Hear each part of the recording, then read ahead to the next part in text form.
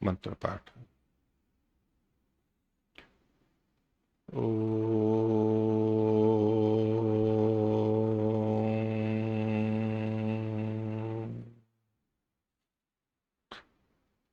ओ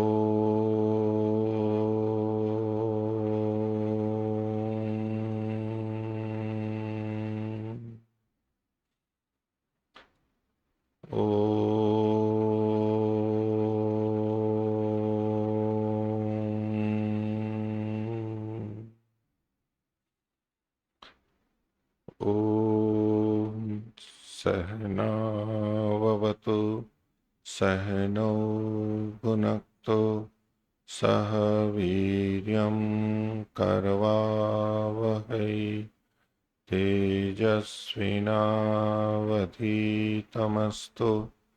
मा विद्विषावहै। ओम शांति शांति शांति।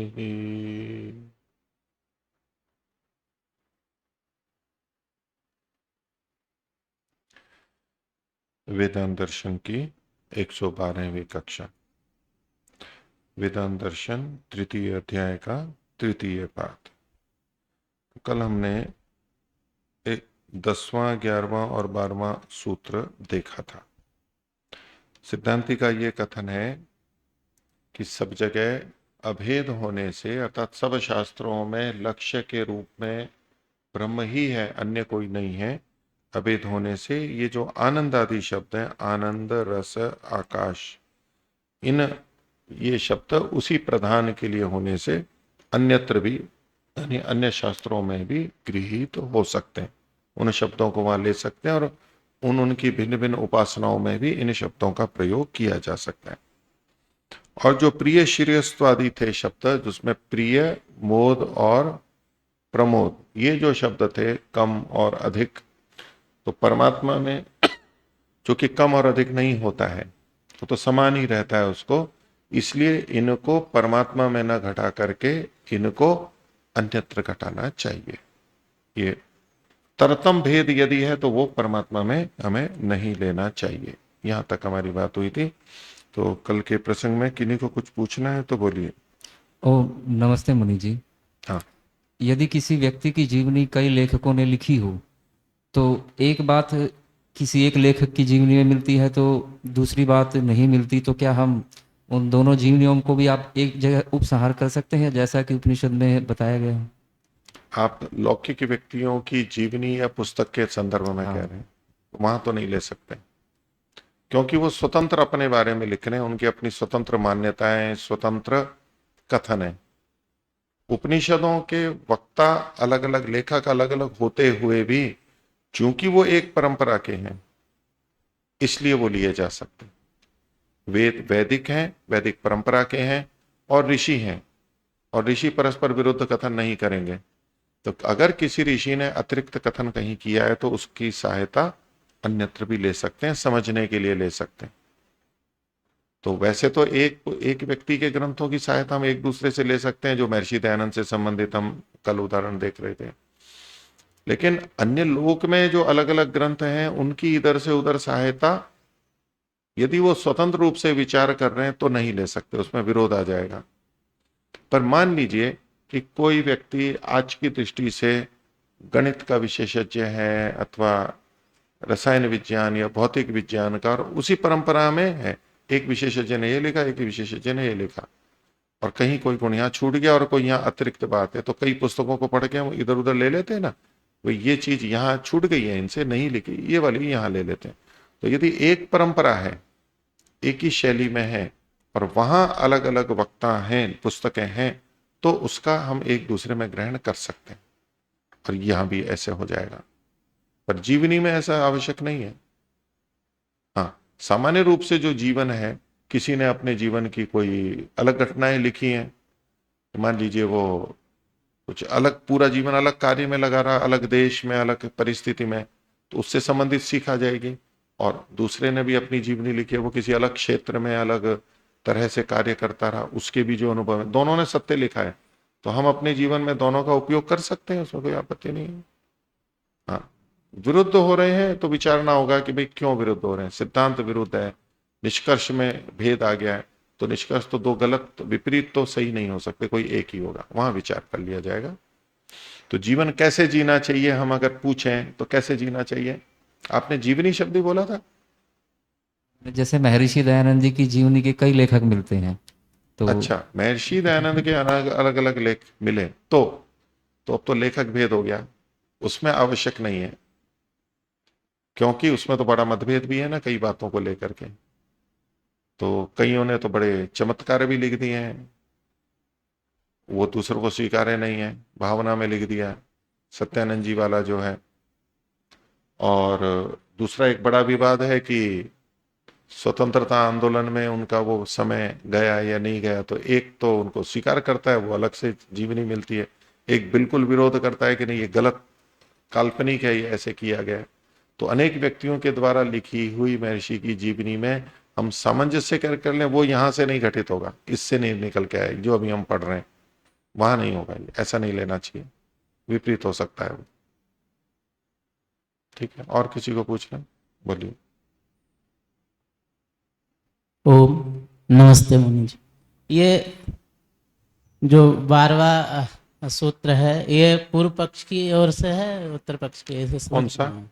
ये 12वां जो था। 12वां? हाँ। नहीं, पूर्व पक्षी की तरफ से नहीं है, पूर्व पक्षी की तरफ से नहीं, सिद्धांति ही कह रहा है इसको। और ये ऊपर जो 10वां और 11वां। हाँ, वो 10वां और 11वां वही सिद्धांति का ही है। जी। 10वें 11वें में तो आनंद आदि शब्दों के लिए कहा कि वो अन्य शास्त्रों में लिए जा सकते हैं, स्वीकृति दी है। लेकिन अगर ऐसा माने तो जितने भी कहीं कुछ कहें तो शब्द, ये जो प्रिय मोद और प्रमोद शब्दों पे कथन आ गया कि ये परमात्मा परक है, तो क्या ये भी सब जगह लिए जा सकते हैं? तो इन्होंने कहा कि ये परमात्मा के हैं ही नहीं, वहां पर ये अन्य के हैं, इसलिए वो परमात्मा के नाम से सब जगह नहीं लिए जा सकते, ये निषेध किया।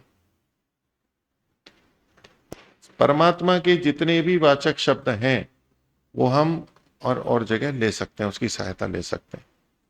ये हम अर्थ करते हुए भी ले सकते हैं। अर्थ करते हुए मान लीजिए वेद के मंत्र का अर्थ करना है हमारे को, तो वहां कोई शब्द आया और कहीं दूसरी जगह उस शब्द की स्पष्टता है दूसरे वेद में, तो यहां भी हम उसके अनुरूप अर्थ ले सकते हैं, विरुद्ध अर्थ नहीं लेंगे, सहायता ले सकते हैं अंदर ही अंदर।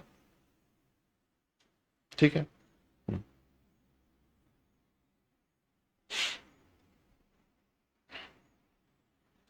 तो 13वां सूत्र, इतरे तो अर्थ सामान्यात। तो इतरे मतलब जो अन्य गुण हैं, प्रिय शिरस्वादि को छोड़ करके या ऐसे शब्दों को छोड़ करके जो अन्य शब्द हैं, इतरे तो उनको तो उस ब्रह्म के लिए प्रयोग कर सकते हैं, प्रधान के साथ प्रयोग कर सकते हैं। क्यों? अर्थ सामान्यात, अर्थ की समानता होने से। अर्थ का मतलब है वस्तु, जो परमात्मा तत्व है उसकी समानता होने से, यानी ये गुण उसी एक को बता रहे हैं, इसलिए उनका प्रयोग वहां पर किया जा सकता है। इतरेतु अर्थ सामान्यात। तो इतर मतलब तो उससे भिन्न, किससे भिन्न? तो भाष्य में कहा प्रिय शिरस्त्वादिभ्य इतरे, प्रिय शिरस्त्वादि से भिन्न जो दूसरे गुण है। कौन से? जो ऊपर भी बताए थे 10वें 11वें में, आनंद रस आकाश सत्यादयो धर्मा उपसंहार प्राप्तिम अनुगच्छन्ति, उपसंहार की प्राप्ति को होते हैं, उपसंहार को प्राप्त होते हैं। अन्यत्र वेदांतेषु, अन्य वेदांतों में, अन्य उपनिषदों में उपसंह्रियन्ते, उनका उपसंहार किया जाता है। अर्थ सामान्य, अर्थ सामान्य जो सूत्र में कहा उसको खोल दिया, वस्त्वैकत्वात्,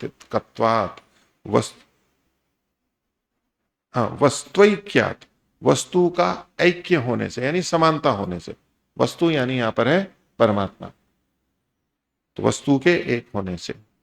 तो इस विषय में स्वामी सत्यपति जी बहुत बोला करते थे। जैसे लोक में हम कहें कि ये, वो पूछते हैं जी परमात्मा क्या है, तो दूसरे क्या बोलते हैं जी एक शक्ति है, शक्ति है परमात्मा, ऐसा कुछ बोलते हैं लोग बात।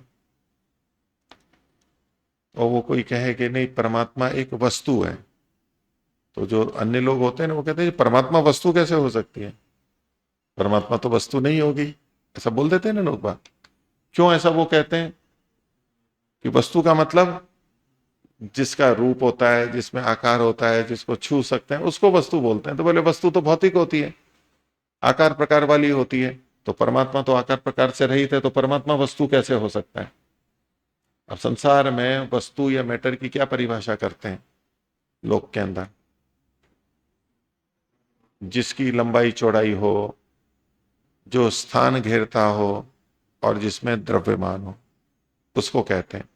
अब उसमें तो ये जड़ वस्तुएं आती हैं, तो अब जी परमात्मा वस्तु है वो स्वीकार नहीं होता है। तो द्रव्य है परमात्मा, तो वस्तु और द्रव्य एक ही बात है। परमात्मा द्रव्य है, वैशेषिक में भी माना गया। तो स्वामी सत्यपति जी बहुत बोला करते थे कि परमात्मा एक द्रव्य है, परमात्मा एक वस्तु है, परमात्मा एक चीज है। चीज होता है ना, चीज तो ये तो जो भी अरबी फारसी का शब्द है, उर्दू में बोलते हैं ना, चीज है। ये कितनी चीज लेकर के आया वो? ये 5 चीज लेकर के आया। ठीक है, तो उसके लिए वो बोलते थे द्रव्य है, वस्तु है, चीज है, ऐसे मानते थे। तो वस्तु है परमात्मा, ऐसा। आगे देखिए, अगले सूत्र की भूमिका है 14वें की, यथा ही आनंदमय ब्रह्मणि प्रवेशाय प्रिय शिरस्वादि रूप क्रमो अस्ति। बोले कि जैसे आनंदमय ब्रह्म में प्रवेश के लिए प्रिय शिरस्वादि का रूप बताया गया। कैसे? प्रियता, मोद और प्रमोद। आनंदमय कोश के बाहर के भाग में इन्होंने स्वीकार किया। वो कहा क्यों स्वीकार किया, क्या प्रमाण है, वो विचारणीय हो सकता है, लेकिन जैसा कहा इन्होंने। तो बोले कि जैसे ये क्रम है इसमें, तो ऐसे क्रम तो और भी जगह पे कहा गया है, और वहां पर भी दूसरी चीजों को पर शब्द से कहा गया है। तो उसके अनुसार ऐसा माने तो शब्द इन्होंने दिया, वाक्य क्रमोस्ति तद्वत, उसी के समान। जैसे प्रिय श्रेष्ठवादी में क्रम है, यानी बढ़ता क्रम है, उत्कर्ष का है, या तो उल्टा देखेंगे तो अपकर्ष का है। तो कहते हैं इंद्रियेभ्य पराह्यर्था अर्थेभ्यश्च परम मनः मनसस्तु परा बुद्धिर बुद्धेरात्मा महान परा महत परम अव्यक्तम अव्यक्तात् पुरुषः परः। ये जो 3 पंक्तियां हमारे को मिल रही हैं, हाँ चौथी ओर है, पुरुषान्न परम किंचित सा काष्ठा सा परा गति। तो इससे पर वो, उससे पर वो, उससे पर वो, और परमात्मा सबसे अंत में, और वो काष्ठा प्राप्ति है, अंतिम सीमा है, उससे बढ़ करके कुछ नहीं। ये जो कथन है, पंक्ति देखिए। तो इंद्रिय पे पराह्यर्थ, इंद्रियों से पर अर्थ होते हैं। तो पर शब्द से तात्पर्य अलग अलग लेते हैं, उससे परे, उससे दूर, और एक पर का अर्थ होता है उससे सूक्ष्म। तो इंद्रिय पे पराह्यर्थ, तो इंद्रियों से अर्थ परे है या सूक्ष्म है। अगर सूक्ष्म अर्थ लेंगे तो इंद्रियां सूक्ष्म है या अर्थ सूक्ष्म है, ये विषय आ जाएगा। इंद्रियां सूक्ष्म है या अर्थ सूक्ष्म, तो इंद्रियां सूक्ष्म, ऐसा आएगा। ठीक है, लेकिन इंद्रिय शब्द से आप सूक्ष्म इंद्रिय ले रहे हो या गोलक ले रहे हो? आप सूक्ष्म इंद्रिय बोल, और यदि इंद्रिय का मतलब गोलक ले लें तो फिर भी घट जाएगा। तो इंद्रिय पे पराह्यर्था, इंद्रियों से यानी गोलकों से परे या सूक्ष्म अर्थ होते हैं विषय। विषय कौन से? शब्द स्पर्श रसगंध। और अर्थेभ्यश्च परम मन, और अर्थों से परे मन है, अर्थ से भी सूक्ष्म मन है। मनसस्तु परा बुद्धि, और मन से भी परे, मन से भी सूक्ष्म क्या है? बुद्धि है। और बुद्धेर आत्मा महान पर, और बुद्धि से परे कौन होगा? तो महान बुद्धि, महान आत्मा, तो बुद्धि से भी परे महान है। महान है मतलब महतत्व है। तो जब महतत्व करेंगे तो ये बुद्धि शब्द से महतत्व आ गया। बुद्धि तत्व और महतत्व एक ही माना जाता है ना। तो बुद्धेर आत्मा महान पर, तो वो आत्मा महान परे है, महात्मा है। तो वो जो महद आत्मा है, तो वो तो महतत्व हो गया। तो जो पहले वाला बुद्धि है उससे अहंकार को लिया जाता है, उस बुद्धि शब्द से अहंकार को लिया जाता है। तो क्या हो गया? इंद्रियों से परे अर्थ, अर्थ से परे मन, मन से परे बुद्धि, बुद्धि का मतलब यहां ले लेंगे अहंकार। और बुद्धेर आत्मा, और उस बुद्धि से यानी अहंकार से परे महत आत्मा है, महत तत्व होगा। और महत परम अव्यक्तम, और महत से परे अव्यक्त है। अव्यक्त मतलब सत्वरस्तम, मूल प्रकृति। ठीक है, तो अब यहां पर देखो बुद्धि शब्द का अहंकार अर्थ लेना होगा ना, हमारे को छोड़ नहीं सकते ना, क्योंकि बाकी सब तो क्रम जुड़ रहा है।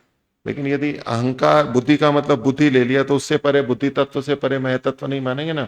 बुद्धि तत्व और महतत्व तो एक ही बात हो जाती है, और अहंकार बीच में छूट भी रहा है, तो इसलिए बुद्धि शब्द से अहंकार शब्द का ग्रहण किया जाता है यहां पर। महत परम अव्यक्तम, और महत से परे जो अव्यक्त है, और अव्यक्तात् पुरुषः पर, और अव्यक्त से भी परे कौन होगा? पुरुष होगा। ठीक है,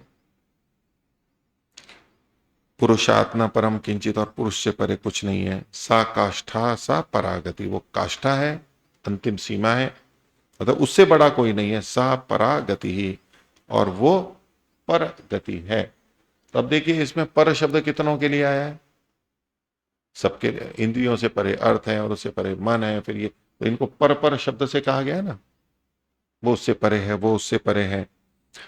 तो और यहां पर क्रम भी है, वो उससे परे है, उससे परे है, तो दूर दूर है या उससे सूक्ष्म है, उससे सूक्ष्म या सूक्ष्म, तो तरतम का भेद आ गया इसके अंदर। तो कहते हैं अत्रापि परत्व तारतम्य क्रमो मंतव्यो भविष्यति, तो यहां पर भी परत्व में तारतम्य क्रम हमारे को मानना होगा।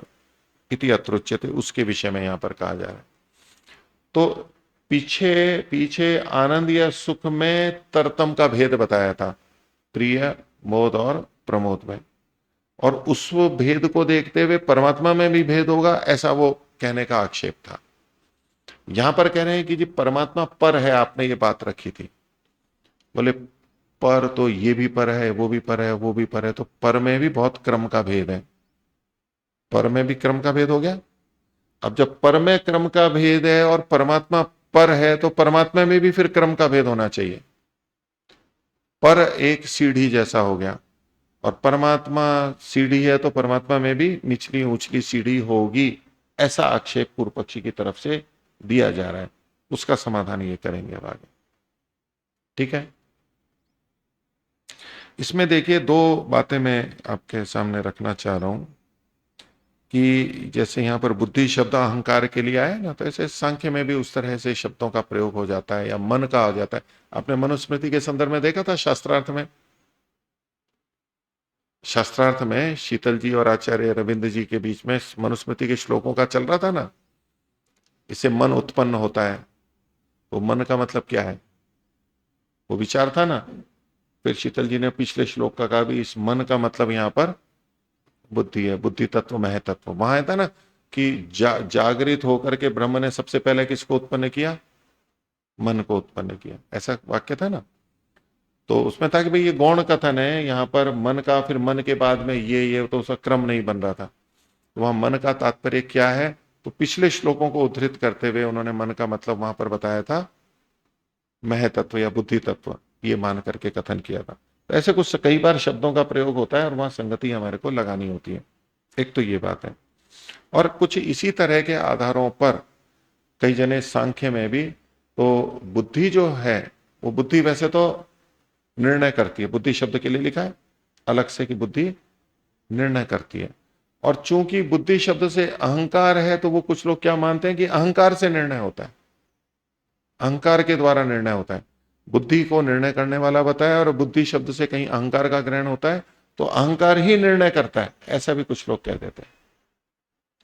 तो वो एक अलग दृष्टि है।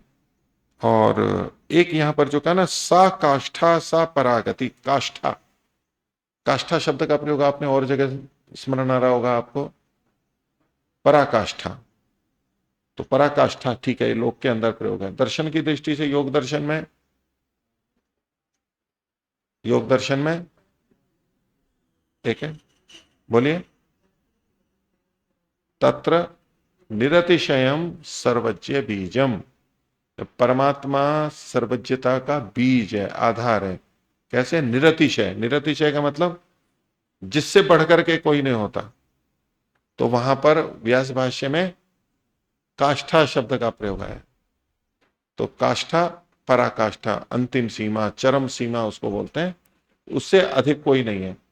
तो उससे अधिक कोई नहीं है तो उसकी सीमा हो गई, और इसके आधार पर, और नित्यम परिमंडलम, जो नित्य होता है वो परिमंडलाकार होता है, इसलिए परमात्मा सर्वव्यापक है लेकिन परिमंडल है और उसकी भी काष्ठा सीमा है।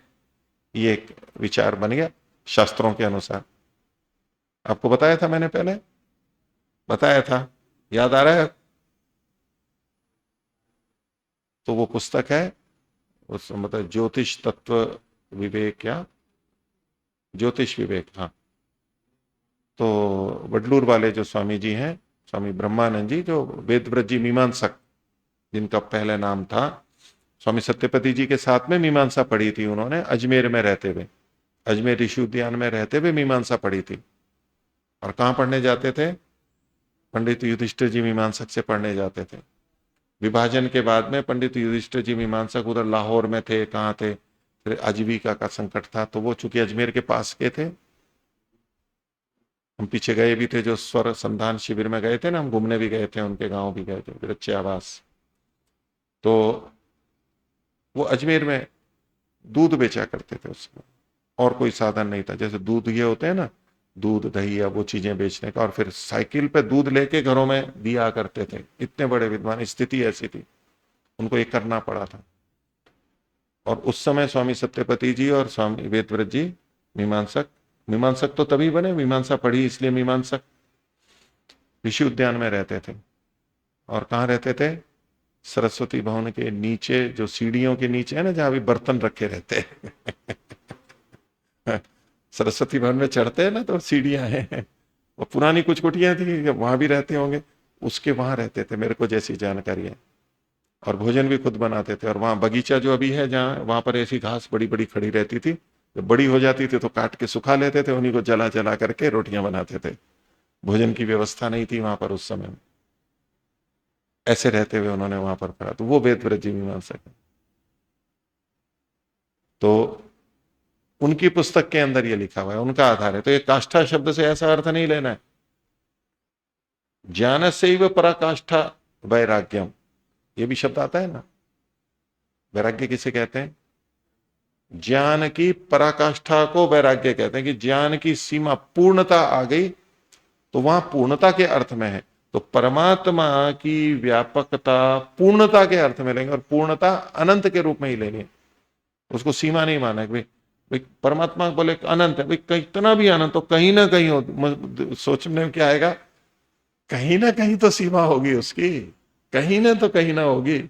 हमारी दृष्टि से अनंत है, लेकिन कहीं ना कहीं तो सीमा होगी, ये विचार बना है। तो परमात्मा को अनंत रूप में स्वीकार सहजता से नहीं होता है।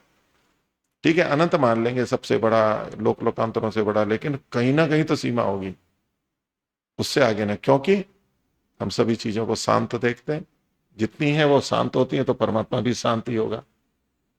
तो वहां, यहां जो सा काष्ठा सा परागति जो शब्द है, मतलब वो पूर्णता के अर्थ में। ज्ञान से वह पराकाष्ठा वैराग नहीं, तत्र निरतिशयम सर्वज्ञ भी है, तो निरतिशयता के अर्थ में है, पूर्णता, जिससे अधिक और कोई नहीं है, जितना हो सकता है वो सब कुछ है, उस अर्थ में वहां पर प्रयोग किया गया। तो अत्रापि परत्व तारतम्य क्रमो मंतव्य, परत्व में भी तारतम्य क्रम, तारतम्य मतलब तरतम का भेद, कम और अधिक का भेद समझना चाहिए। तो फिर तो परमात्मा में भी अधिक कम का भेद हो जाएगा, ये दोष आ रहा है। तो उसका समाधान 14वें सूत्र में किया, आध्यानाय प्रयोजना भावात। बोले ये आध्यान के लिए है, आध्यानाय आध्यान के लिए है। तो आध्यान क्या होता है? तो आध्यान होता है निश्चय के लिए, उसको निर्धारण के लिए ये किया गया, निश्चय के लिए क्या। तो अध्यान में क्या होता है? वैसे तो धातु है इसमें ध्येय, ध्येय चिंतायाम, तो ध्येय चिंतायाम तो चिंतन है, तो यूं करेंगे अध्यान के लिए मतलब चिंतन के लिए, ऐसा नहीं। तो ध्येय धातु है वो चिंतायाम है, और चिंतायाम में जो चिति धातु है, तो चिति किसमें है? स्मृत्याम, स्मृति में है, इस अर्थ में भी है। तो चिति स्मृत्याम, तो स्मृत्याम में स्मृति धातु है, तो स्मृति धातु स्मृति आध्याने, नहीं स्मृति धातु आध्यान में है ना, तो आध्यान आय, तो आध्यान का मतलब यहां पर निश्चय कह रहे, स्मरण और स्मृति आध्यान में। तो चिंतन है, विचार के लिए और फिर निश्चय के लिए कि परमात्मा कैसे इनसे बड़ा है, इनसे भी बड़ा है, उनसे भी बड़ा है, उनसे भी बड़ा है। ये परमात्मा का विचार करने के लिए, चिंतन के लिए, परमात्मा की स्मृति रखने के लिए कि वो कितना बड़ा है, और परमात्मा के निश्चय के लिए कि वो कितना है, कैसा है, उसके लिए ये तरतम का भेद बताया गया। तो भाष्य देखिए, आध्यानाय, तो इंद्रियेभ्य पराह्यर्था अर्थेभ्य परम मन, अर्थेभ्यश्च परम मनः। कठोपनिषद का जो ये वचन है, इत्यत्र परत्व निर्देश आध्यानाय, जो परत्व का कथन है वो तो आध्यान के लिए है। आध्यान को खोल रहे हैं परमात्मा निश्चयाय, परमात्मा के निश्चय के लिए। कैसे? यत परमात्मा खलु एभ्यः सर्वेभ्यः उत्कृष्ट, परमात्मा इन सबसे उत्कृष्ट है, अच्छा है, सूक्ष्म और उनसे सूक्ष्म है। पर का मतलब उत्कृष्ट भी है और पर का अर्थ सूक्ष्म भी है, दोनों तरह से। तो दोनों अर्थ ब्रह्ममुनि जी ले रहे हैं। तो इंद्रिय सर्वेभ्य उत्कृष्ट सूक्ष्मो अथ च एषाम सर्वेषाम अंतरे व्यापकत्वेन वर्तमानो अस्ति, इनसे सूक्ष्म है, इनसे श्रेष्ठ है और व्यापक रूप से, व्यापकत्व के कारण इन सबके अंदर भी विद्यमान है, ऐसा इति मंतव्यम, ये मानना चाहिए। ये अध्ययन हुआ। और प्रयोजनाभाव जो सूत्र में कहा गया, प्रयोजन का अभाव होने से उपासना में इसके प्रयोजन का अभाव है कि न ही अत्र उपासना विषय प्रदर्शनम, ये उपासना का विषय प्रदर्शित नहीं किया जा रहा है। ये न उपासना क्रमो भवेत, कि परमात्मा को पहले थोड़ा कम मानेंगे फिर और अधिक मानेंगे फिर और, ऐसे कुछ क्रम नहीं बताया गया। कथम, क्यों? प्रयोजनाभावात न ही एषाम परत्वे अस्ति किंचित उपासना या प्रयोजनम, इन सबको आप परमात्मा के परत्व को उससे परे मानने में, उपासना में कोई प्रयोजन नहीं है। इसलिए ये तो केवल आध्यान के लिए है, इसको परमात्मा में इससे तरतमत्व नहीं आएगा। ये जो हमने अभी कठोपनिषद का देखा वाक्य, इसी तरह के अर्थ को बताने के लिए गीता में भी एक श्लोक मिलता है, 3:42, तीसरे अध्याय का 42वां श्लोक। वहां है इंद्रियाणि पराण्याहुर इंद्रियेभ्य परम मनः, मनसस्तु परा बुद्धिर यो बुद्धे परतस्तु सह। तो इंद्रियों से परे मन और मन से परे बुद्धि और बुद्धि से जो परे है वह परमात्मा है। परा बुद्धिर यो बुद्धे परतस्तु सह। तो पर के दोनों अर्थ ले लिए जाते हैं, सूक्ष्म भी और श्रेष्ठ भी। आगे देखें 15वां सूत्र, आत्म शब्दाच, बोले यहां पर जो ये जो परत्व का प्रकरण है उसमें आगे आत्म शब्द भी आ रहा है। ये जो कहा गया पुरुषान न परम किंचित सा काष्ठा सा परागति, तो यहां पर शब्द से किसको अर्थ लेंगे? तो बोले वहां पर आत्म शब्द का भी कथन मिलता है। अभी जो पीछे हमने वचन देखे कठोपनिषद के वो 1, 3, 10 और 11 है। अब जो ये वचन दे रहे हैं वो 1, 3, 12 है, तो उससे आगे का वचन है, वहां आत्म शब्द का प्रयोग है। तो तत्र परत्व प्रकरणे अभीष्टो ही परमात्मा, ये जो अभीष्टो, भाव में छोटी की मात्रा है, इसको दीर्घी कर लिया, अभीष्ट, अभी इष्ट, अभीष्ट। अभीष्ट शब्द आता है मंत्र में हमारे,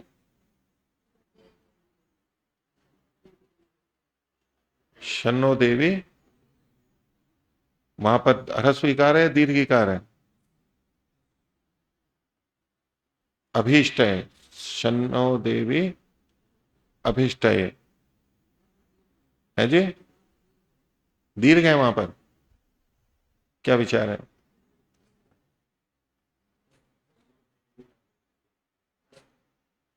आपो भवन्तु पीतये संयोरभिस्रवन्तु न, ठीक है, वचन का जो भी प्रयोग है यहां पर दीर्घ करेंगे।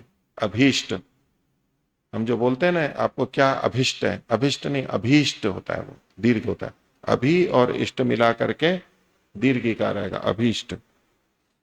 तो तत्र परत्व प्रकरणे अभीष्टो ही परमात्मा, वहां परमात्मा अभीष्ट है। यतः तत्र प्रत्यक्षम आत्म शब्द पठ्यते, क्योंकि वहां सीधे सीधे आत्म शब्द पढ़ा गया है। पठ्यते अभीष्ट, देखो यहाँ दीर्घी कहा ही है इन्होंने। तो वचन देखिए, एषः सर्वेषु भूतेषु गूढ़ोत्मा गूढ़ आत्मा न प्रकाशते। तो सब भूतों के अंदर जो गूढ़ है, मेरे अंदर है, ऐसा जो आत्मा है, न प्रकाशते, वो प्रकट में दिखाई नहीं देता है। प्रकट कैसे होता है? दृश्यते तो अग्रया बुद्धिया सूक्ष्मया सूक्ष्मदर्शी भी। ये दर्शी म है, म की जगह भ कर लिए, सूक्ष्मदर्शी भी। तो किन के द्वारा देखा जाता है? जो अग्रय बुद्धि के द्वारा देखा जाता है। यानी अग्रय कहते हैं बढ़ी हुई सूक्ष्म बुद्धि के द्वारा, जो सूक्ष्मया सूक्ष्म और बढ़ी हुई बुद्धि के द्वारा देखा जाता है, सूक्ष्मदर्शी भी, सूक्ष्मदर्शियों के द्वारा। इति तस्य परमात्मनः स्पष्टम आध्यानम निश्चय प्रतिपाद्यते अल्प विराम। तो इस तरह से परमात्मा का स्पष्ट ही आध्यान, निश्चय यहां पर प्रतिपादित किया जा रहा है। यदिंद्रियाणि आरभ्य अव्यक्त पर्यंतेषु पदार्थेषु अभ्यंतरः परमात्मा आध्यातव्यो निश्चेतव्य, कि इंद्रियों से लेकर के प्रकृति पर्यंत सबके अंदर परमात्मा का निश्चय करना चाहिए कि परमात्मा इन सब में है। तो आत्म शब्दार्च, आत्म शब्द से भी ये स्पष्ट होता है। हो गया। अब इसके ऊपर आक्षेप दिया जा रहा है और उसका फिर समाधान करेंगे। एक आक्षेप ये देंगे कि आत्मा शब्द तो यहां पर जीवात्मा के लिए है, परमात्मा के लिए नहीं है, क्योंकि आत्मा शब्द दोनों के लिए प्रयोग किया जाता है। तो वो कह रहे हैं जी हाँ, आत्मा शब्द परमात्मा के लिए नहीं है, जीवात्मा के लिए। तो उसका उत्तर भी साथ में दिया जाएगा। तो 16वां और 17वां सूत्र दो यहाँ एकत्रित दिए गए हैं। पहला, पहली पंक्ति में 16वां सूत्र है, आत्मगृहीति इतरवत उत्तरात्। तो आत्मगृहीति मतलब आत्म शब्द का जो ग्रहण है वो इतरवत, इतर के समान समझना चाहिए। तो परमात्मा से भिन्न इतर कौन होगा? जीवात्मा। तो उसके वाला समझना चाहिए कि आत्मा से संबंधित है। क्यों? उत्तरार्थ, क्योंकि आगे उसी तरह का कथन किया गया है। आगे जो अन्वय किया गया है वो जीवात्मा परक अन्वय किया गया है, इसलिए यहां पर आत्म शब्द से जीवात्मा का ग्रहण करना चाहिए। ये 16वें सूत्र में हुआ।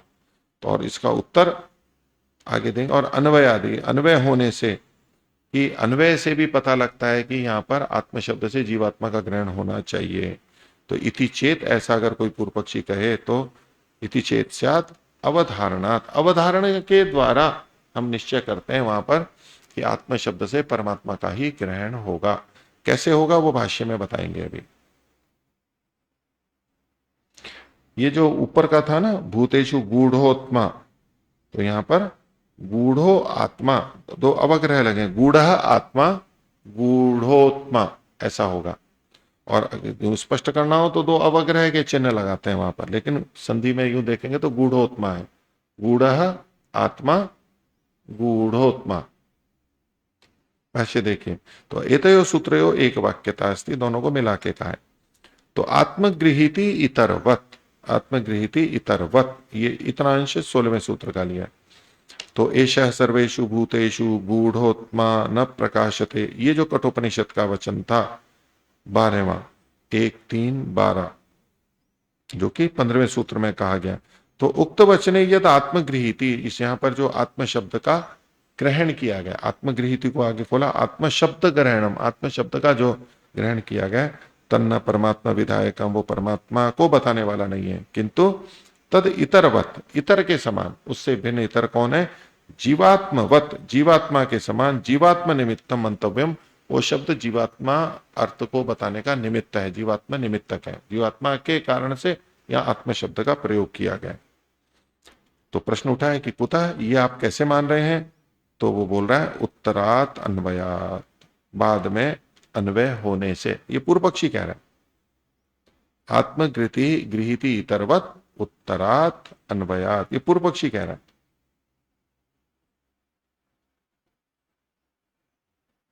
तो उत्तरात अन्वयात, उत्तरात को आगे खोल दिया ना, अग्रिमात अन्वयात, उत्तर मतलब अग्रिम, बाद वाला। तद अग्रे जीवात्मनः प्रकरणम विद्यते खलु, बोले उसके बाद में जीवात्मा का प्रकरण है। कैसे जीवात्मा का प्रकरण है? तो आगे 1, 3, 13, यानी 1, 3, 12 के बाद वाला जो श्लोक है, 2 पंक्तियां हैं, वो यहां पर उद्धृत की हैं, वचन दिया, तो ये 13 है। तो क्या है वहां पर? यच्छेत वांग मनसी प्राज्य। प्राज्य व्यक्ति क्या करे? वांग मनसी, वांग मनसी, तो वांग मतलब तो वाणी को, मनसी मतलब मन में, वांग मतलब द्वितीय का एक वचन और मनसी सप्तमी का एक वचन, वांग मनसी।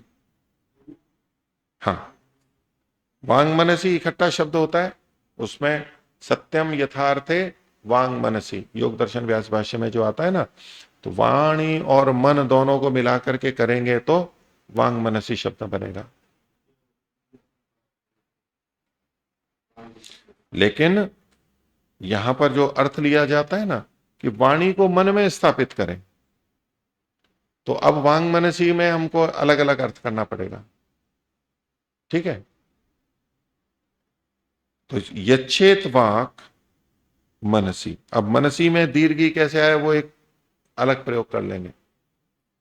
तो यच्छेत वांग मनसी प्राज्य, फिर आगे का तद यच्छेत ज्ञान आत्मनि, तो और मन को कहां पर डाले, कहां लगाए?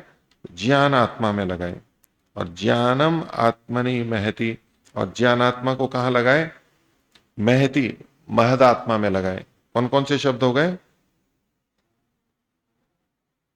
वाक, मन, ज्ञानात्मा और महदात्मा।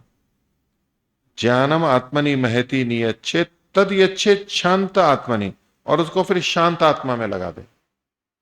ठीक है, कितनी आत्मा हो गई? ज्ञानात्मा, महान आत्मा और शांत आत्मा। ठीक है, तो इसके लिए ये जो शांत आत्मा है ना, अब इसको जीवात्मा पर अर्थ ले रहे हैं। ठीक है, ज्ञानात्मा कौन हुई? नहीं, उसको ज्ञान जहां पर भी रहता है, मन से परे जो ज्ञान है, फिर महान आत्मा हो गया, महतत्व हो गया, कुछ भेद कर देंगे। तो देखो यहां पर वाणी को तो मन में, और मन को ज्ञानात्मा, ज्ञानात्मा कौन हो जाएगी? अहंकार हो जाएगा। और फिर महदात्मा जो होगा वो बुद्धि या तो महतत्व हो जाएगा। जैसे पीछे बुद्धि शब्द से अहंकार लिया था ना, ऐसे। तो वाणी को मन में लगाए, मन को अहंकार में लगाए, और अहंकार को बुद्धि में लगाए, और बुद्धि को आत्मा में लगाए, उससे जोड़ दें, ये एक क्रम बताएं।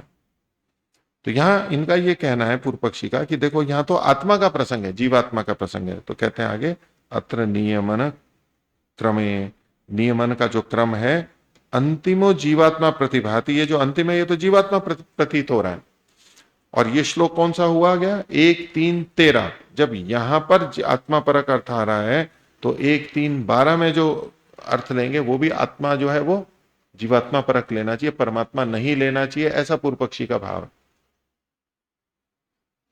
तो जीवात्मा प्रतिभाति अर्थ है। इति चेत स्यात्, अगर ऐसा होवे, ऐसा कोई माने, तो कहते हैं नहीं, कहते हैं अवधारणात्। इति चेत कथनम स्यात् तरहि अवधारणात्, ये अवधारण के लिए क्या? परमात्मा अत्र आत्म शब्देन अभिलक्षितो अस्ति, यहां पर परमात्मा शब्द आत्मा शब्द से अभिलक्षित हो रहा है, न जीवात्मा, न कि जीवात्मा।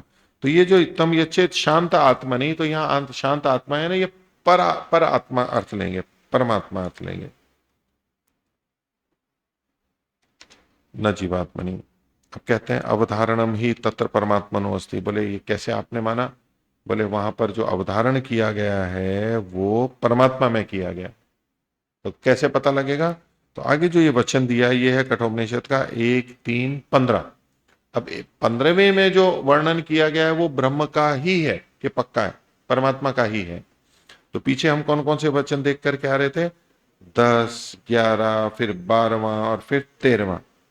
ठीक है, तो 12वां, फिर 13वां, और 13वें के बाद में फिर जो 15वां है उसमें परमात्मा परक है, तो इसलिए अवधारण ब्रह्म परक होगा। इसलिए 13वें में भी जो आत्म शब्द है उससे परमात्मा का ही ग्रहण होगा, न कि जीवात्मा का, ऐसा इनका अभिप्राय। तो देखिए अवधारणम ही तत्र परमात्मनो अस्ति, वहां परमात्मा का अवधारण कैसे है? तो कहते हैं अशब्दम अस्पर्शम अरूपम अव्ययम तथा अरसम नित्यम अगंधवच्चयत अनाद्यनंतम महतः परम ध्रुवम निचाय्य तन मृत्यु मुखात प्रमुच्यते। तो अब देखिए यहां जो शब्द जो दिए गए हैं वो किस किस पे घटेंगे। तो पहला कहा अशब्दम, जिसमें शब्द गुण नहीं है, तो किस में घटेगा? आत्मा परमात्मा दोनों में घट जाएगा ना। अशब्दम। अस्पर्शम, जिसमें स्पर्श नहीं है, किस में घटेगा? वो भी दोनों में घट जाएगा। अरूपम, रूप से रहित है, दोनों में घट जाएगा। अव्ययम, जिसका व्यय नहीं होता, क्षीणता नहीं होती, वो भी दोनों में घट जाएगा। तथा अरसम, रस गुण भी नहीं है उसमें, वो मत लेना ना, रसो वही सह कहा गया था तो वो परमात्मा को तो रस कहा गया था और यहाँ अरस कह दिया। तो अरस का मतलब है ये 5 रस जो जीवा से लिए जाते हैं वो नहीं है, और वो रसो वही सह का मतलब वो आनंद वाला है। तो अरसम नित्यम अगंध बच्चा, और नित्य ही गंध से रहित है। अब यहाँ रस का मतलब ये क्यों लेंगे? कोई आग्रह कर सकता है ना कि नहीं, रस का तो वही अर्थ लेना चाहिए, सब जगह एक ही शब्द का एक ही अर्थ ले। अनेकार्थश्च अन्यायम, अनेक अर्थ, एक ही शब्द के अनेक अर्थ लेना ये तो अन्याय हो गया। मीमांसा का सिद्धांत है एक का एक ही अर्थ लेना चाहिए। तो नहीं, देखो कैसे हम निश्चय करेंगे। देखो उससे पहले शब्द, स्पर्श, रूप और गंध, ये 4 शब्द 3 शब्द पहले आए, एक शब्द बाद में आया, और उसके बीच में रस शब्द पढ़ा गया है, तो रस का क्या अर्थ लिया जाएगा? ये जो जिह्वा से 5 रस, जो 6 रस हैं उनका ही ग्रहण। तो नहीं, रस नहीं, ये इंद्रियों के जो विषय हैं, शब्द, स्पर्श, रूप, रस और गंध, वही क्रम है यहां पर। तो आगे पीछे को देखते हुए अब रस शब्द से इंद्रिय का जो विषय है वही लिया जाएगा। रसो वही से कोई इसका विरोध नहीं है, ठीक है। तो यहां तक जो सारे के गुण हुए वो आत्मा और परमात्मा दोनों में हो गए। ये तो कह रहे थे परमात्मा में घट रहा है, अब यहां फिर दोनों में घट रहे हैं। आगे देखिए, अनाद्यनंतम, जो अनादि और अनंत है, ये किस में घटेगा? दोनों में घटेगा ना, दोनों में घटेगा। काल की दृष्टि से दोनों में घटेगा, दोनों अनादि और अनंत हैं। आप मना क्यों कर रहे थे?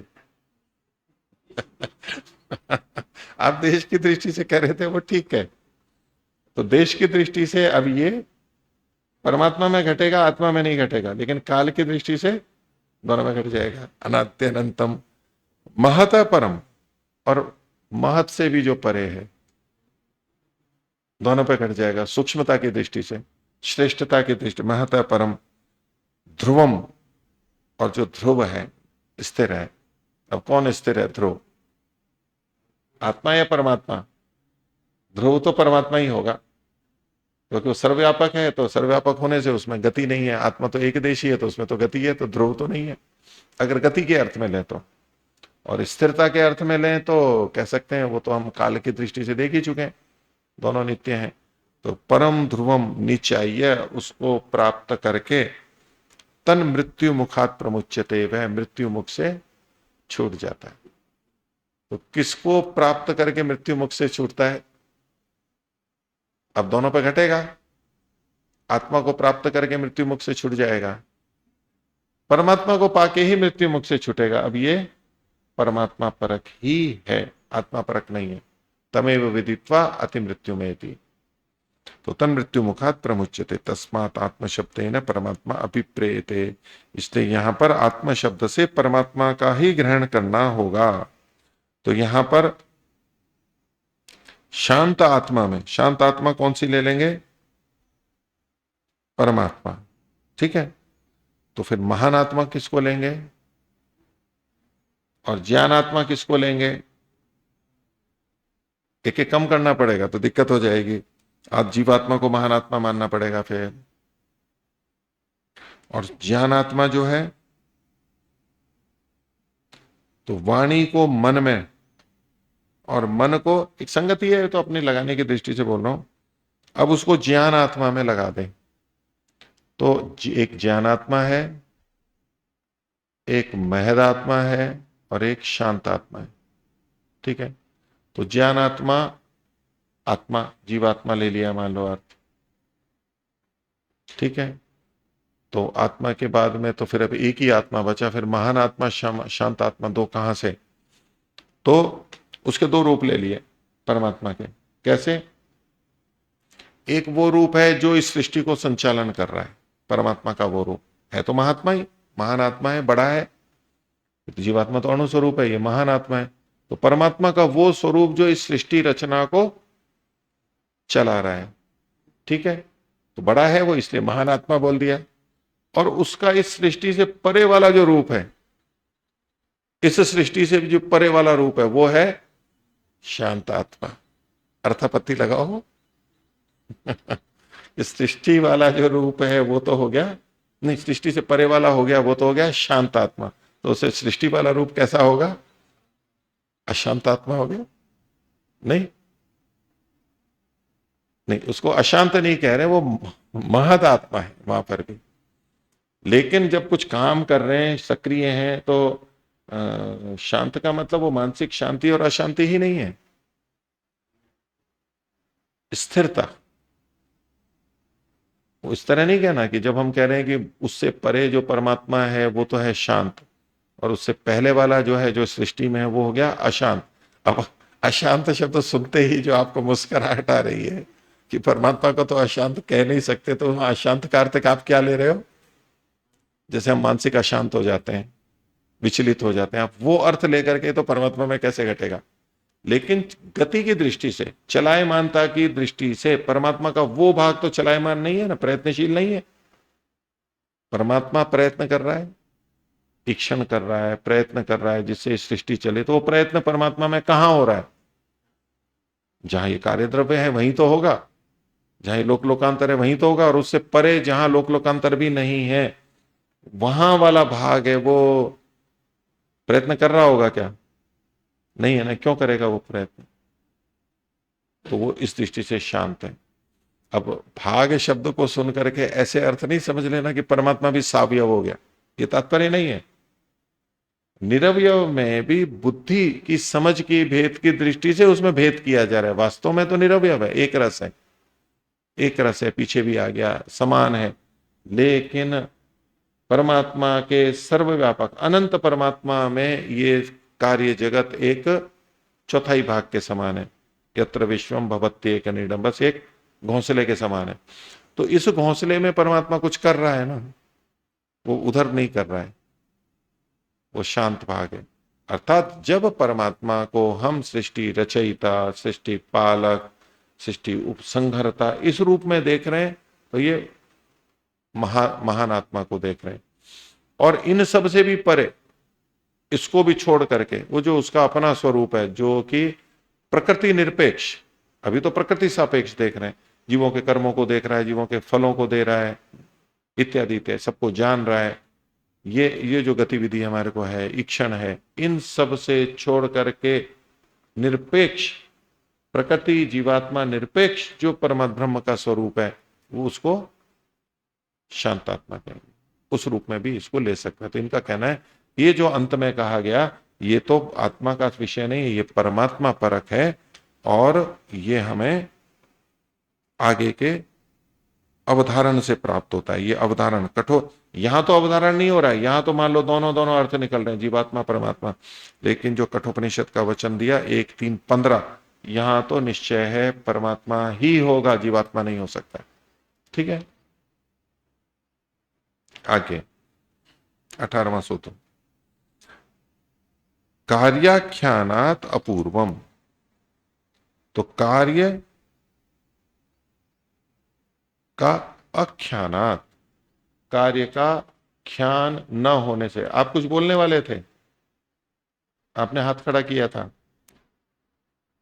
हाँ, क्या कहना है माइक पे?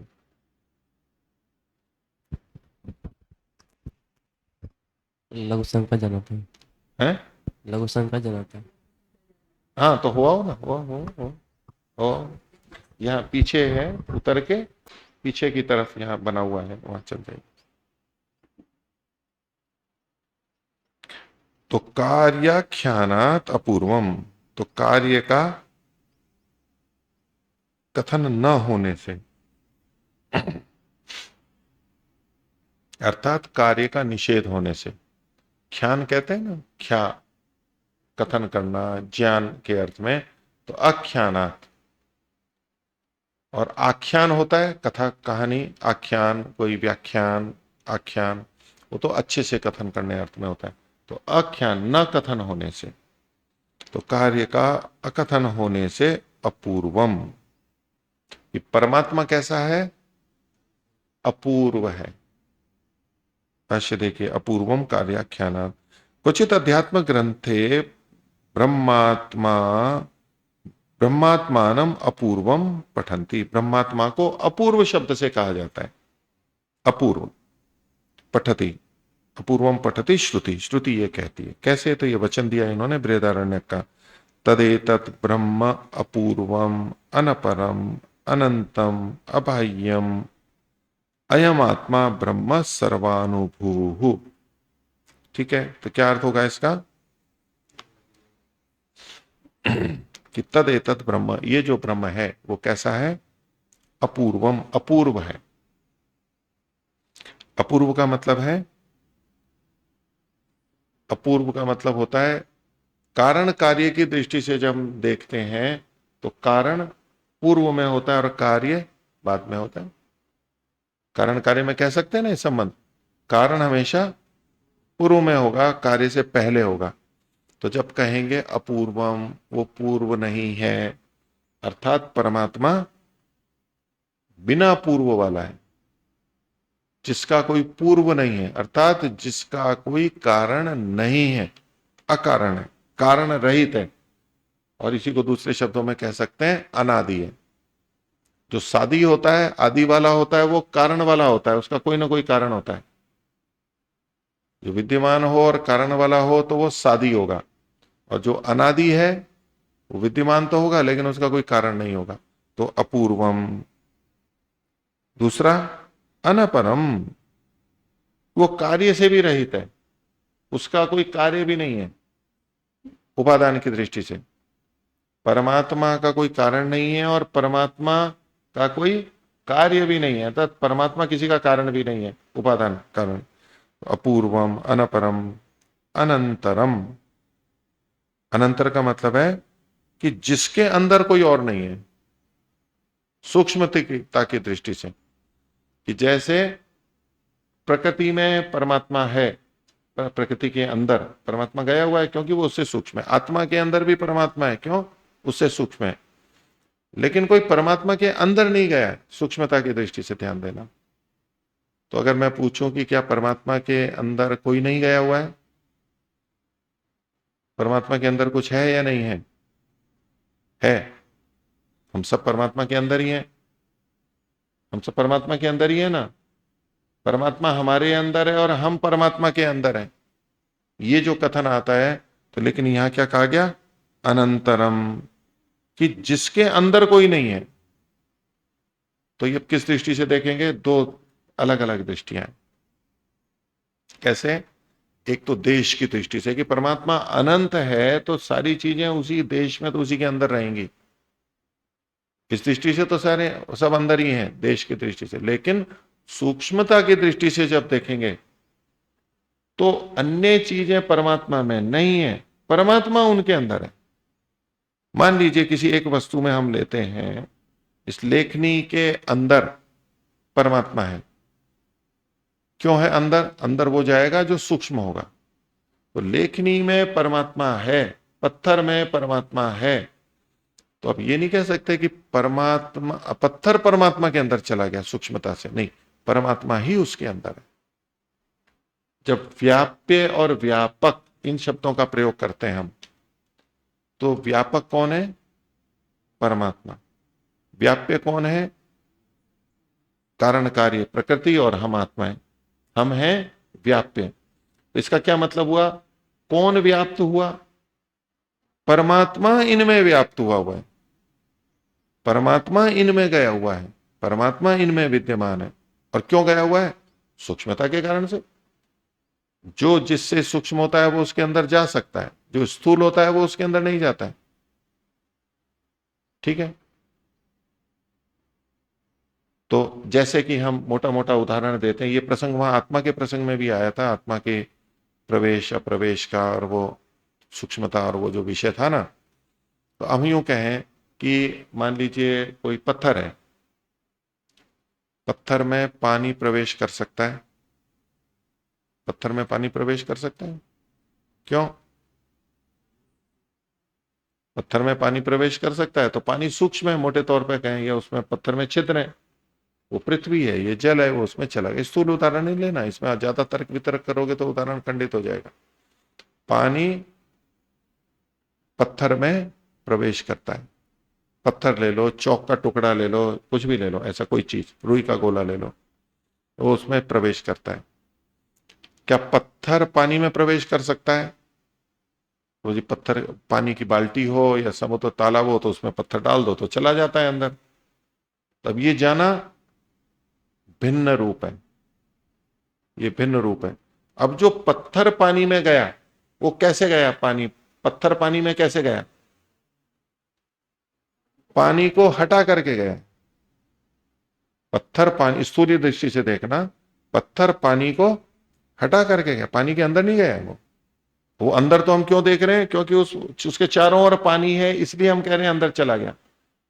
अब पत्थर की जगह पे आप कांच की कंची ले लीजिए, अब पत्थर में तो आप उसका खंडन करने लग जाएंगे जी, पत्थर पानी में जाता है तो पानी भी तो थोड़ा पत्थर में जाता है, तो पानी पत्थर में जाता है, वो उदाहरण बनेगा पहला वाला कि पानी पत्थर में गया है। लेकिन जब पत्थर पानी में गया तो उसने पानी को हटाया और फिर अपना स्थान बनाया, वो वेग के कारण, बल के कारण, जो भी कारण है उसके कारण उसने विस्थापित किया और फिर स्वयं गया।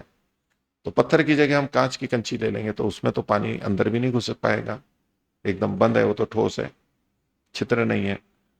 तो कंची पानी में गई, उसका ये अर्थ नहीं है कि कंची पानी से सूक्ष्म है, क्योंकि ये जो अंदर में जाना कथन है ये तो भिन्न प्रकार का है। और जो अंदर अंदर का जो कथन है कि परमात्मा इन सब में, जो जब हम ये कहेंगे, देखो व्याप्य और व्यापक शब्द में, तो अगर हम स्थूल रूप से लेंगे तो क्या होगा कि कंची, कंच की गोली पानी में चली गई, तो अब इसमें अगर हम व्याप्य और व्यापक शब्द कहना चाहेंगे तो किसको कहेंगे? कौन व्यापक है और कौन व्याप्य है? कंची पानी में गई, और अगर हम कहें कि कंची पानी में घुस गई तो जैसे परमात्मा सब में घुस जाता है तो वो व्यापक है और हम व्याप्य हैं। तो कंची पानी में चली गई तो क्या कंची को व्यापक कह देंगे और पानी को व्याप्य कह देंगे? नहीं कह सकते। व्याप्य व्यापकता नहीं है उनकी, हाँ उसके अंदर है, वो एक अलग बात है, उसके स्थान में बीच में है, व्याप्य व्यापकता नहीं हुई है। तो व्याप्य व्यापकता की दृष्टि से देखेंगे तो परमात्मा इन सब में है, ये परमात्मा में प्रवेश नहीं किए हुए, या हम आत्मा, हमारा शरीर, ये वस्तुएं, ठोस वस्तुएं परमात्मा में प्रवेश नहीं की गई हैं, परमात्मा इनमें प्रविष्ट है। तो जो हम ये स्थूल कथन करते हैं कि हम सब परमात्मा में हैं, वो भिन्न तात्पर्य से होता है। तो व्याप्य व्यापक संबंध में जो सूक्ष्म होता है वो दूसरे के अंदर प्रवेश करता है, ऐसा ही अर्थ लेना चाहिए। तो जो परमात्मा के लिए कहा तदेतत ब्रह्म, ब्रह्म कैसा है? अपूर्व है, अर्थात उसका कोई कारण नहीं है। अनपरम, उसका कोई पर नहीं है। पूर्व और पर हुआ तो परमात्मा का कोई कार्य नहीं है, यानी परमात्मा से निर्मित, यानी परमात्मा उपादान कारण हो और फिर कोई चीज बनी हो, ऐसा नहीं है। अनंतरम, अर्थात वो उसके अंदर कोई हो ऐसा नहीं है। इसका तात्पर्य समझ में आ गया ना कि परमात्मा के अंदर कोई नहीं है, उसका तात्पर्य भिन्न है। स्थूल वाला अर्थ लेकर के कि हम सब परमात्मा में, इसको खंडित नहीं करना। अनपरम, अनंतरम और अबाह्यम। अबाह्यम का मतलब है कि जिसके बाहर कोई नहीं है। अब अबाह्यम का मतलब क्या हो गया? हम सब परमात्मा के अंदर ही हैं, हम परमात्मा से बाहर नहीं है, हम परमात्मा से बाहर जा नहीं सकते। तो अनंतरम भी कहा गया कि जिसके अंदर कोई नहीं है और हम जिसके बाहर भी नहीं जा सकते, तो अंदर तो है ही ना उस दृष्टि से। तो जब हम परमात्मा के बाहर नहीं जा सकते, अबाह्यम शब्द से कहा गया कि जिसके बाहर कुछ नहीं है, न जड़ न चेतन, कुछ भी और नहीं है। तो इसका मतलब क्या हुआ? अंदर ही तो है। तो जब अंदर कह रहे हैं तो अनंतरम शब्द का यह अर्थ नहीं ले सकते कि अंदर नहीं है, नहीं तो परस्पर विरुद्ध बातें हो जाएंगी। ठीक है, परस्पर विरुद्ध बातें हो जाएंगी। तो ऐसा विरुद्ध नहीं है, जैसे अभी आपके सामने बात रखी थी ऐसे समझेंगे तो दोनों शब्द ठीक है। अनंतरम अबाह्यम अयम आत्मा, वो जो ये आत्मा है वो कौन है? ब्रह्म है। अब ये जीवात्मा नहीं हो सकती है, ब्रह्म ही है। तो यहां पर कार्य का निषेध किया गया ना, मुख्य शब्द क्या है? अनपरम, कार्य रहित है। ये ऐसा ब्रह्म है और वो कैसा है? सर्वानुभू, सबको अनुभव करने वाला, अर्थात सबको जानने वाला है। सर्वानुभू, अनुभू, अनुभू को जैसे हम दूसरा शब्द बोलते हैं अनुभव, अनुभव शब्द बोलते हैं ना, तो अनुभव ज्ञान के अर्थ में बोलते हैं। तो सर्वानुभू अर्थात जैसे स्वयंभू बोलते हैं, वो तो एक अलग बात हो गई। सर्वानुभू सबका अनुभव करने वाला, जानने वाला है। तो तद यदत्र, जो यहां पर ब्रह्मा पूर्वम उच्यते, ब्रह्म को जो अपूर्व शब्द से कहा गया, अनेक गुणों को कहा गया लेकिन यहां पर अपूर्व, केवल अनपरम अपूर्व कहा गया, वो जो अपूर्व शब्द है केवल उसी को लिया जा रहा है। कार्य आख्यानात अपूर्वम, ये शब्द सूत्र में जो लिखा है अपूर्वम, तो यदत्र ब्रह्म अपूर्वम उच्यते, जो ब्रह्म को यहाँ अपूर्व कहा गया है, तत्व क्यों कहा गया? कार्य आख्यानात, कार्य आख्यानात को आगे खोल दिया, कार्य से अप्रकथनात्, आख्यानात अप्रकथनात्, न कथन हो, उसी को आगे कहा अवर्णनात्, वर्णन न होने से, इसी को आगे खोल दिया अदर्शनात्, व दिखाई न देने से। परमात्मा का कोई कार्य कहा नहीं गया, प्रकथन नहीं किया गया, वर्णन नहीं किया गया और दिखाई नहीं देता है, ज्ञात नहीं होता है, इसलिए परमात्मा अपूर्व है। कार्य का आख्यान है उसका। तो तस्य विकारात्मकतया कार्य निषेधात्, विकार के रूप में कार्य का निषेध है, क्योंकि जो उपादान कारण कार्य को बनाता है उसमें कारण में, यानी उपादान कारण में विकार आता ही है। स्वर्ण से कुंडल बना तो भी विकार आया, दूध से दही बना तो भी दूध में विकार आया, परिणमन हुआ। तो जो उपादान कारण होते हैं वो कार्य रूप में बदलते हैं तो उसमें विपरिणमन होता है, बदलाव आता है। तो परमात्मा में ऐसा विपरिणमन परिणाम नहीं होता है। तो तस्य विकारात्मकतया कार्य निषेधात्, विकार के रूप में कार्य का निषेध है, कारण तो माना जाता है उसको। उक्तम च अन्यत्र, और दूसरी जगह भी कहा गया है, क्या? श्वेताश्वतर उपनिषद का वचन दिया, कई बार आ चुका है, न तस्य कार्यम करणम च विद्यते, उस परमात्मा का कोई कार्य नहीं है, और करणम च, और उसका कोई करण भी नहीं है। करण का मतलब क्या हुआ? जिससे वो बना हो, उसका कोई साधन कुछ नहीं है, वो स्वयं है, उसको किसी ने नहीं बनाया, और उसका कोई करण भी नहीं है अलग से, वो अपने से अतिरिक्त किसी करण की, उपकरण की सहायता लेकर के इस संसार को बनाता हो, ऐसा नहीं है। और उसका कोई कार्य भी नहीं है, परमात्मा का कोई कार्य नहीं है। तो परमात्मा क्या हो गया? निठल्ला हो गया। नहीं, इस वाक्य का अर्थ ले सकते हैं ना, ये परमात्मा का कोई कार्य नहीं है, बोले इस आदमी के पास कोई कार्य नहीं है, इसका कोई कार्य नहीं है यहां पर, तो क्या होगा? कार्य रहित हो जाएगा, कर्म रहित हो जाएगा। तो यहां कार्य का अर्थ कर्म नहीं है, यहां कार्य का मतलब कारण कार्य वाला कार्य है। तो न तस्य कार्यम करणम च विद्यते, कार्य रूपस्य वस्तुनः, क्यों नहीं है? तो खोल रहे हैं इसको कि कार्य रूप जो वस्तु है उसका कार्य काले, कार्य के समय में, जिस समय वो कार्य के रूप में विद्यमान है, उसका पूर्व रूपा च्युतिर भवती, अल्प विराम, अपने पूर्व रूप से उसकी च्युति हो जाती है। इसमें पूर्वा लिखा हुआ है, आ की मात्रा हटा लीजिए। जो कार्य रूप वस्तु है उसकी कार्य के समय, जब वो कार्य के रूप में है तब पूर्व रूप से च्युति हो जाती है, वो पूर्व रूप में नहीं रहती है, बदल जाती है, कुछ परिवर्तित हो जाती है। पूर्ववत, पूर्ववत को आगे खोलें, पूर्व सत्ता युक्तम कार्यम भवति, कार्य जो होता है वो पूर्ववत होता है, पूर्व वाला होता है, अर्थात पूर्व की सत्ता से युक्त होता है, अपने उपादान कारण से युक्त होता है। किंतु ब्रह्मा पूर्ववत, ब्रह्म जो है वो अपूर्व के समान है, अर्थात पूर्व सत्ता अयुक्तम, पहले सत्ता से अयुक्त है। कयाचित पूर्व सत्ताया युक्तम न भवति, परमात्मा से पहले किसी और की सत्ता हो और उस सत्ता से परमात्मा युक्त है, ऐसा नहीं होता है। उससे पहले और किसी की सत्ता नहीं है। तो पूर्व सत्ता अयुक्तम, कयाचित पूर्व सत्ताया युक्तम न भवति, क्या है? तत्तु खलु अपूर्वम, वो तो अपूर्व है। न ही तत्स्वरूपाच्यवते, और वो अपने स्वरूप से च्युत भी नहीं होता है। यदि परमात्मा से कार्य द्रव्य बन रहे होते, परमात्मा उपादान होता, तो अपने रूप से च्युत हो जाता। नहीं तत्स्वरूपाच्यवते न विक्रियते, न विकृत होता है, परिणमन भी नहीं होता है। तो एक तो जैसे सोना का एक टुकड़ा हो और उससे हमने कुंडल बना दिया तो उसका रूप बदल गया, तत्व वही है, वैसे उसमें भेद नहीं है, लेकिन उस स्वरूप में बदल है। तो परमात्मा का ऐसा स्वरूप भी नहीं बदलता है।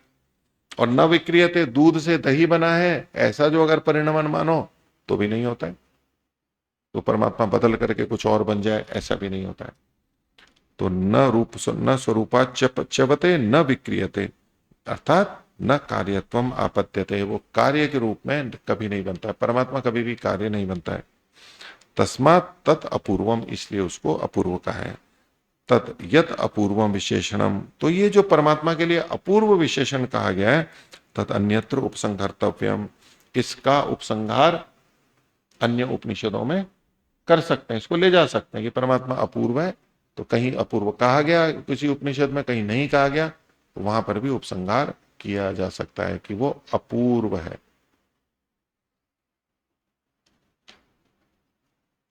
आगे देखिए, समान एवं च अभेदात, एवं समान च, अब यहां पर फिर एक और शब्द ले लिया, उसके लिए आगे बताएंगे। एवं तत्र अपूर्व कथनम, अपूर्व कथन साहचर्येण उच्यमाना नाम अपि खलु अनपराधीनाम समान उपसंहारो विचेयः। तो वहां पर जो अन्य भी शब्द पढ़े गए उनका भी समान ही उपसंहार समझना चाहिए, करना चाहिए। किनका?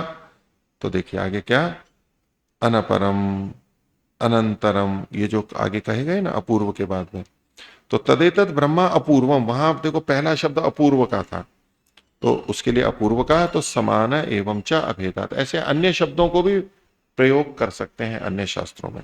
तो उसी वचन को देखो यहां पर दिया इन्होंने जो बृहदारण्यक का था। तो अपूर्व शब्द को हटा के जो अन्य, अनपरम, अनंतरम, अबाह्यम, अयम आत्मा ब्रह्म सर्वानुभूत, जो का तो पंक्ति है, केवल अपूर्व शब्द हटाया। तदित्थम विवेच्यम, इसको ऐसे विवेचना करनी चाहिए कि ब्रह्म आत्मा, जो ब्रह्म आत्मा है, अनपरो, अनपरो न तस्मात् परम अन्यत रूपम अवतिष्ठते, उससे परे कोई रूप नहीं है। कार्य से अप्रकथनात् एवं, हेतु क्या है? क्योंकि उसका कोई कार्य नहीं होता है, वही हेतु बनेगा। आगे, कार्यम ही विनश्यति, और कार्य तो नष्ट भी हो जाता है, किंतु ब्रह्मात्मा तो तथैव अवतिष्ठते, परमात्मा सदा वैसा ही रहता है, इसलिए तस्मात् अनपरः, इसलिए वो अनपर है। ये दूसरा वचन ले लिया।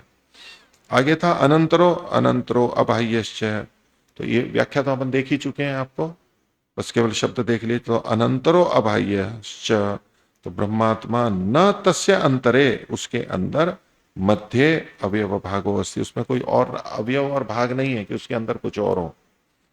न च बाह्यो अवयव भाग, उसका कोई बाहर का भाग भी नहीं है। इसको ब्रह्ममुनि जी जो बोल रहे हैं उसको ऐसे भी समझिए कि जैसे आप उदाहरण ले लीजिए, लड्डू का उदाहरण ले लीजिए, तो लड्डू बनता है बूंदी से, उसके टुकड़े अवयव हैं, तो उसमें हम कह सकते हैं ना कि लड्डू का ये तो अंदर का भाग है, ये अंदर का है, और ये बाहर का भाग है।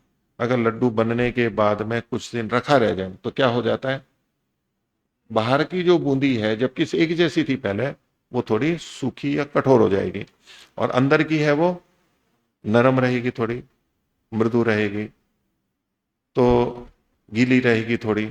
तो अब हम ये कह सकते हैं ऐसे लड्डू के लिए, इसका अंदर भी है और इसका बाहर भी है, अर्थात भिन्न भिन्न है, अंदर अलग अवयव है या अलग खंड है और बाहर अलग खंड है, ऐसा जो कह सकते हैं। अब परमात्मा का भी चूंकि इतना बड़ा है तो अंदर बाहर तो उसका भी होगा, तो बोले उसका कोई अंदर नहीं होता, क्योंकि ये भाग इसका अंदर है और ये भाग उसका बाहर है, यानी उसकी कोई सीमा है और उसका बाहर का भाग है। तो न तो परमात्मा के लिए कह सकते हैं कि ये तो अंदर का भाग है और ये बाहर का भाग है, अंदर बाहर कह ही नहीं सकते उसके लिए, तो सब जगह एक ही जैसा है और निरवयव है। इस कारण से सावयव होता तो कह सकते थे कि ये अवयव दक्षिण में है, ये अवयव बीच में है, ये ऊपर है, ये बाएं, ऐसे कह सकते थे। लेकिन परमात्मा निरवयव है, इसलिए अनंतर और अबाह्य शब्द का प्रयोग किया गया है उसका स्वरूप बताने के लिए। तो न च बाह्यो अवयव भाग पृष्ठम अस्ति, पृष्ठ मतलब बाहर का भाग, और वो जो सीमा है कार्य से अप्रकथनात एवं, चूंकि वो कार्य नहीं है। जो भी कार्य वस्तु होती है उसका अंदर और बाहर का कथन होगा, जो कार्य नहीं है उसका अंदर बाहर का कथन नहीं हो सकता, दोनों का। अब जीवात्मा की दृष्टि से कहेंगे तो जीवात्मा में अंदर और बाहर का कथन हो सकता है, निरवयव तो जीवात्मा भी है, तो जीवात्मा का बाहर का कथन तो हो सकता है क्योंकि वो एक देशी है, सीमा परिधि। परमात्मा का तो वो भी नहीं हो सकता। लेकिन परमात्मा का अंदर का भाग नहीं, जीवात्मा का अंदर का भाग कुछ और है, ऐसा तो वहां भी नहीं हो सकता क्योंकि वो निरवयव है। कि परमात्मा आत्मा सावयव हो, उसका ये अंदर का कण है, ये बाहर का कण है, ऐसा तो आत्मा में भी नहीं होगा। लेकिन आत्मा की सीमा तो पता लगती है हमारा, मतलब सीमा तो होती है, उस रूप में बाह्य भाग और अंदर का भाग कह सकते हैं। परमात्मा में तो अंदर और बाहर का किसी भी रीति से नहीं कह सकते। सतु सर्वानुभू, सर्वानुभू को आगे कहते हैं सर्वव्यापी। देखो भू जो है सर्वानुभू, भू धातु है जो सत्ता अर्थ में भी है, सत्ता अर्थ में भू सत्तायाम, सत्ता मतलब विद्यमानता, तो सर्वानुभू का अर्थ हो जाएगा सर्वव्यापी। ये इस तरह से अर्थ किया ब्रह्म ने, स तो सर्वानुभू सर्वव्यापी सर्वगतो, अर्थात सर्वव्यापक है मतलब सर्वगत है, और अनंतश्च और अनंत है। त एते धर्मा अपि अन्यत्र उपसंहर्तव्या, तो ब्रह्म के ये गुण भी अन्य किसी भी उपनिषद में शास्त्र में उपसंहार किए जा सकते हैं। क्यों? अभेदात ब्रह्मात्मना ईश्वरस्य एकत्वात् तद्वर्णन साम्यात्, अभेद होने से ब्रह्मात्मा और ईश्वर ये एक ही है, कोई उसमें कोई अंतर, एक ही है मतलब, और तद्वर्णन साम्यात्, ये वर्णन का साम्य है। जैसे अपूर्व को कहा ऐसे ही अनंतर अबाह्य आदि शब्दों का भी प्रयोग समान रूप से किया गया, इसलिए इनको भी कहीं पर भी ले सकते हैं। अब ऐसे में जब वो वर्णन आएगा कि ये जो सूर्य है आदित्य है, वहीं जो वो ब्रह्म है और हिरण्यकेश और श्मश्रु वाला है ये है, तो जब वहां कहेंगे तो बोले उसमें तो अंदर और बाह्य हो जाएगा। नहीं, परमात्मा का अनंतर और अबाह्य जो धर्म है ये वहां पर भी हम ले जा सकते हैं, और वहां कह सकते हैं कि परमात्मा का कोई अंदर बाहर नहीं होता है। और जब अंदर बाहर नहीं होता है तो ये सूर्य तो परमात्मा नहीं हो सकता है, ये सूर्य परमात्मा नहीं है। हाँ, उसमें परमात्मा है तो वहां तात्पर्य सारा लिया जाएगा। तो जब इधर उधर के धर्म वहां पहुंचते हैं वो स्पष्टीकरण दे देते हैं हमारे को, कि हम ये अर्थ तो नहीं ले सकते, ये अर्थ तो नहीं ले सकते क्योंकि वहां ऐसा कहा गया है। तो जब वहां ऐसा कहा गया इसलिए ये अर्थ नहीं ले सकते, इसका क्या मतलब हुआ? कोई कहते ये तो वहां कहा गया था तो वहां रखो, यहां तो यहां की बात करेंगे, वहां की बात यहां क्यों लेके आ रहे हो? तो जब हम पूरे शास्त्रों को देखते हुए, वेद को देखते हुए अर्थ करते हैं कि यहाँ यही अर्थ होगा, क्यों? क्योंकि नहीं तो उस वाक्य से विरोध हो रहा है। इसका क्या अभिप्राय हुआ? सबको एक मान रहे हैं और उस धर्म को वहां जो कहा गया उसको यहां भी ला रहे हैं, उस ब्रह्म में घटा रहे हैं, इसीलिए यहां पर ऐसा अर्थ नहीं ले सकते, यही अर्थ लिया जाएगा। ऐसी हमारी विवेचना होती है। तो आज का पाठ इतना ही रखते हैं। प्रणव करें।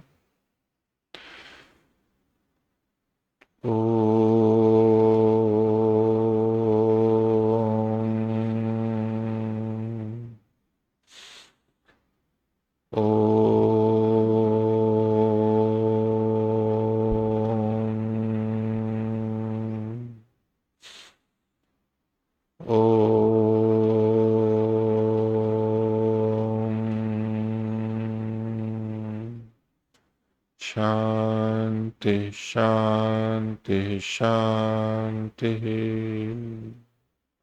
सर्वे प्रियो नमः, सभी को सादर अभिवादन, नमस्ते जी।